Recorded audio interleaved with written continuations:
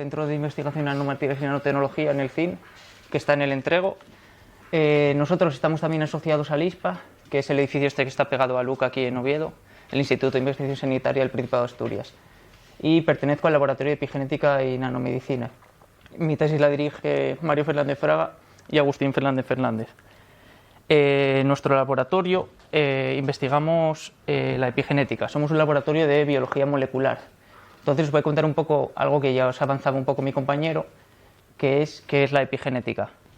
Como todos sabéis, espero, las células tienen ADN en sus núcleos y este ADN es un código, un libro enorme de 3.000 millones de letras, el cual contiene toda la información para hacer un individuo completo. La única diferencia está en qué partes de este código leen las distintas células. Es decir, una neurona pues leerá los genes que le hacen ser una neurona y una célula del músculo leerá los genes que le hacen ser una célula del músculo. La forma en la que se regula esto son los mecanismos epigenéticos. Los mecanismos epigenéticos son marcas moleculares, es decir, moléculas que se pegan en la hebra del ADN, indicando a las células qué genes tienen que leer o no, regulando como la cromatina, es decir, cómo de apretada está esta cadena de ADN en nuestros cromosomas y permitiendo acceder a la maquinaria de lectura de la célula, etc.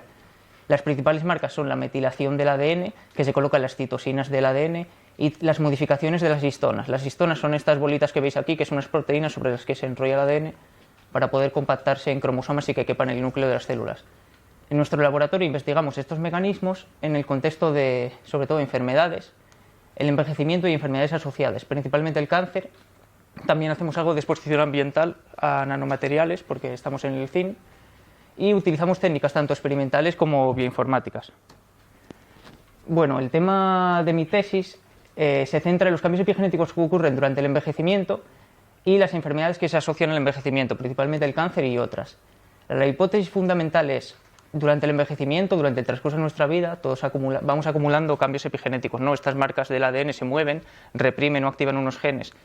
También durante el envejecimiento pues nos van apareciendo muchas enfermedades. Entonces la hipótesis es si estos cambios epigenéticos que acumulamos durante el envejecimiento juegan un papel causal en el desarrollo de enfermedades. Para esto, pues, como os iré comentando, hacemos uso de distintos tipos de modelos y de modelos de enfermedades. La rama principal de la tesis estudia el envejecimiento y el cáncer porque clásicamente la literatura, se sabe que el envejecimiento es el principal factor de riesgo para que desarrollemos cáncer. Cuanto mayores somos, más probabilidades tenemos de desarrollar cáncer. Y la literatura se ha encontrado que hay cambios epigenéticos bastante parecidos en ambos procesos. En algunos lugares del genoma, en el transcurso de la vida, se acumulan o se pierden algunas marcas epigenéticas y esto se observa tanto en muestras envejecidas como en muestras tumorales.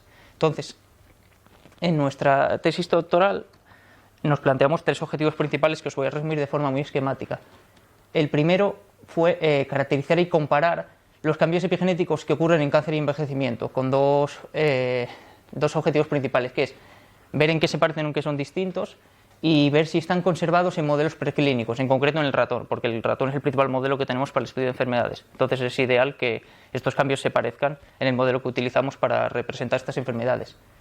En segundo lugar, intentar diferenciar cambios epigenéticos entre el envejecimiento y el desarrollo para poder entender un poco si estos cambios de envejecimiento son más bien un proceso no controlado, estocástico, aleatorio, de acumulación de alteraciones, o es un proceso más controlado como es el desarrollo, o en qué punto cambiamos de desarrollo a envejecimiento. Y por último, también caracterizar otros cambios epigenéticos que encontramos en el envejecimiento, pero que tengan impacto en otras enfermedades, sobre todo modelos de cognición o deterioro cognitivo y diabetes de tipo 1. Entonces, el primer objetivo, os resumo un poco los trabajos que hemos hecho ya. El primer trabajo que hicimos fue una recopilación de datos de consorcios públicos, consorcios internacionales que generan una gran cantidad de datos epigenéticos y genéticos de miles y miles de pacientes. Los recopilamos y utilizamos análisis bioinformáticos para integrarlos y hacer una especie de metaanálisis y nuestro principal resultado es que encontramos que los lugares donde se pierden algunas de estas marcas epigenéticas son mucho más distintos de lo que se pensaba anteriormente, lo que pues cambia un poco la literatura científica que había hasta el momento. Como una especie de follow-up de este proyecto, hicimos uso de un modelo de ratón de cáncer cerebral de glioblastoma y recopilamos muestras para analizar nosotros muestras humanas. a partir de la Red Nacional de Biobancos, muestras de corteza cerebral de individuos jóvenes y viejos y también con tumores y sin tumores. Y lo que vimos es que los patrones epigenéticos del cáncer y el envejecimiento y sus diferencias ocurren también en ratón, lo que nos proporciona pues, unos resultados muy robustos acerca de que estas observaciones que tenemos están conservadas en mamíferos y pueden tener un papel interesante. También generamos una especie de base de datos de qué cambios epigenéticos están conservados en estas especies que puede dirigir futuros estudios utilizando modelos preclínicos de ratón a la hora de que sean luego más translacionales cuando hagamos ensayos clínicos en humanos. Por otro lado, para intentar diferenciar un poco cambios epigenéticos que ocurren en envejecimiento y desarrollo, en colaboración con el Hospital General de Valencia, analizamos una cohorte longitudinal pediátrica de niños de 0, 5 y 10 años para los que teníamos muestras de sangre y muchísimas variables clínicas. Haciendo un análisis epigenético de las marcas epigenéticas en esta cohorte, pudimos ver que los cambios epigenéticos se ralentizaban muchísimo tras los primeros 5 años de vida y diferenciar un poco qué cambios epigenéticos se debían totalmente al desarrollo o cuáles se deben más bien al envejecimiento o realmente al paso del tiempo, que ya sería más como un drift aleatorio. Por otro lado, otra rama que tenemos en caracterizar cambios epigenéticos del envejecimiento asociados a otras enfermedades, por una parte hicimos un estudio de una cohorte anciana que también tenía medidas longitudinales de desarrollo o no de demencia y deterioro cognitivo. También hacemos análisis epigenéticos sobre todo en la sangre de estos pacientes porque es la biopsia más accesible, es un poco difícil hacerles una biopsia del cerebro y lo que encontramos es que los cambios epigenéticos del envejecimiento y los que se desarrollan con el deterioro cognitivo son distintos pero pueden afectar a rutas genéticas similares.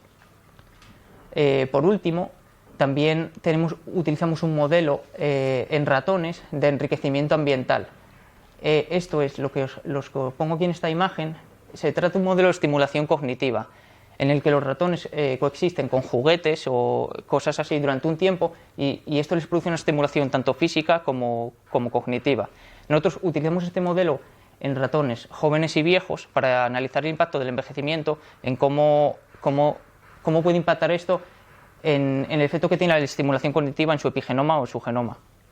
Entonces, por ahora, la evidencia que tenemos, porque es un proyecto muy grande que estamos en desarrollo, es que vemos cambios de expresión genética que contrarrestan los cambios del envejecimiento. Es decir, la estimulación cognitiva a estos ratones, con un modelo tan simple como que estén con juguetes pues un par de meses, les produce cambios genéticos que invierten o revierten los que ocurren durante el envejecimiento.